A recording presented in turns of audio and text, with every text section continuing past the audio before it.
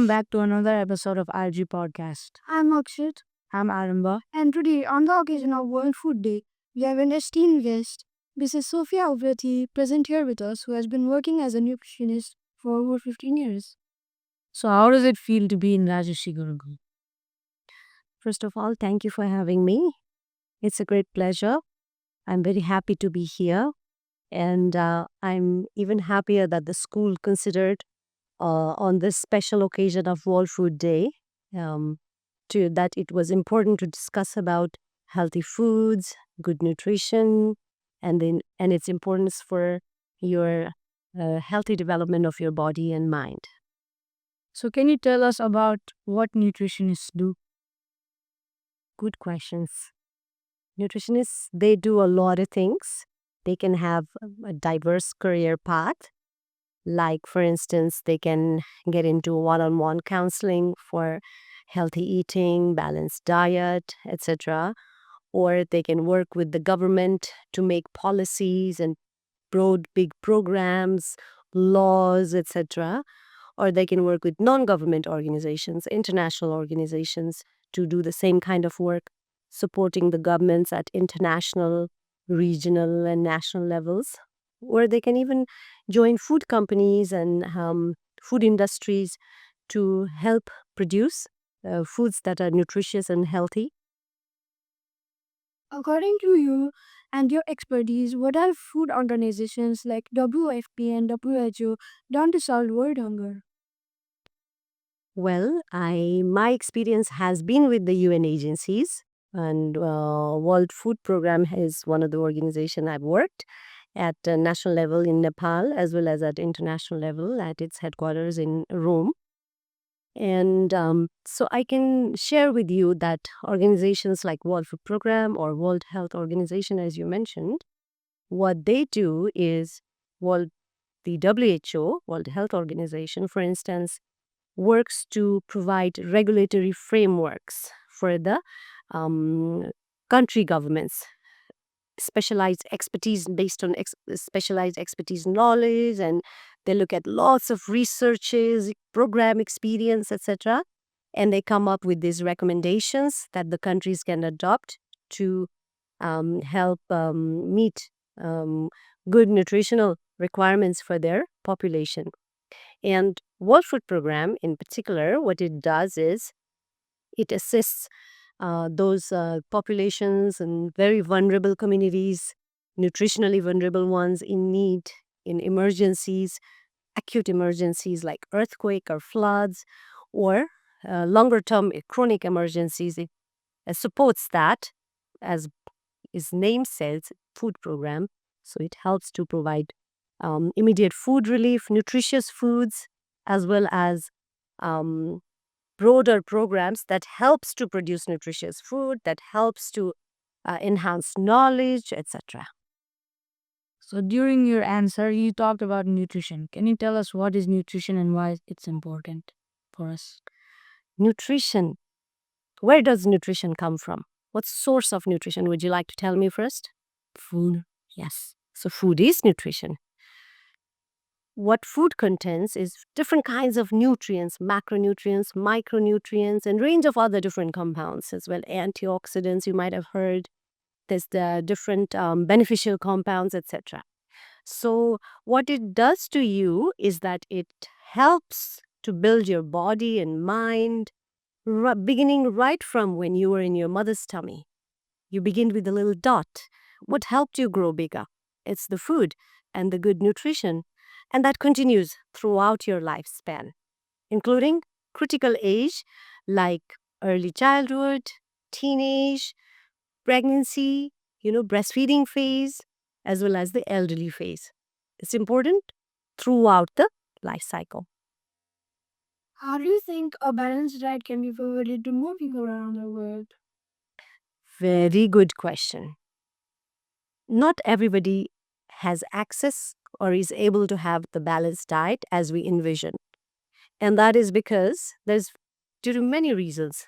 First and foremost could be because they simply do not have the means to be able to afford those kind of diets. And another reason could be that they're simply not available, right? And another is that people don't know what is healthy and balanced or how to balance their diet. It's the lack of knowledge.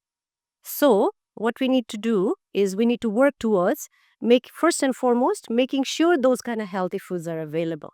And we do that by making sure they are produced by farmers, they are available in the market, and also making sure they are affordable to all, that they are available at the right price, affordable price. People have the ability to purchase those kids, purchase those foods.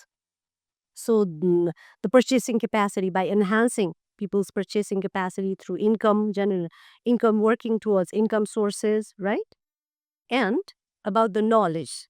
Um, you should know. The foods may be available, you may be able to afford, but you still may not be having balanced diet. Can that happen? That's possible. That's possible also. So what we have to do is enhance people's knowledge, share information, what is healthy, what is not, and how to make your diet balanced by sharing and enhancing those knowledge, which is what we did today. So many people like myself believe that poverty is a major cause of world hunger. How can it be solved? Oof, that's a big question. It is, you are right. It is one of the major causes because when we are poor, we are struggling to meet our needs, right? And one of the key needs that we have in our life is food. And when we are poor, we try to just whatever fills us, whatever keeps the hunger away, which may not always be healthy, which may just be rich in calories, right? That we can, people can, people will opt towards that. However, um, the way to solve it is not a very simple and straightforward answer. It's what you would call, there's a range of different multi-directional approaches to solve it. One of them, it could be income generating opportunities for people so that they can make more money, right? Different ways. Another is producing lots of healthy foods, not just grains to fill the tummies, but also protein rich foods, fruits, vegetables, nuts, etc. Making sure they are produced. And by working in the market system, making sure they are available fairly in the market with a fair price, right? So that people can afford, it's available and people can afford it. And of course, giving people knowledge, empowering people with knowledge so that they can make healthy choices is also another way.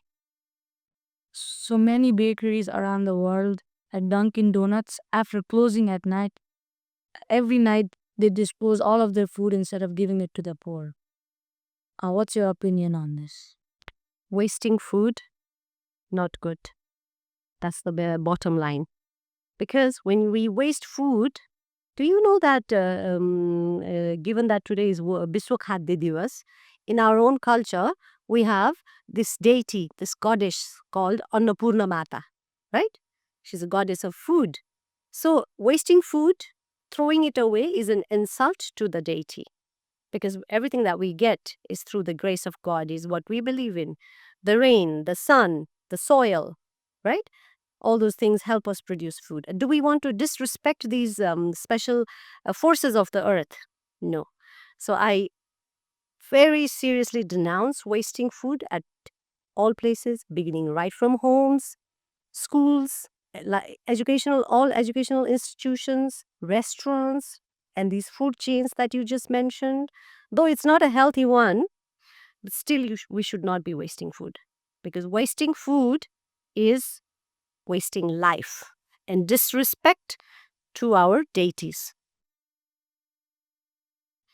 Now that you have said all of this about nutrition, nutritionists, and how missing food is bad, I would like to ask you a question.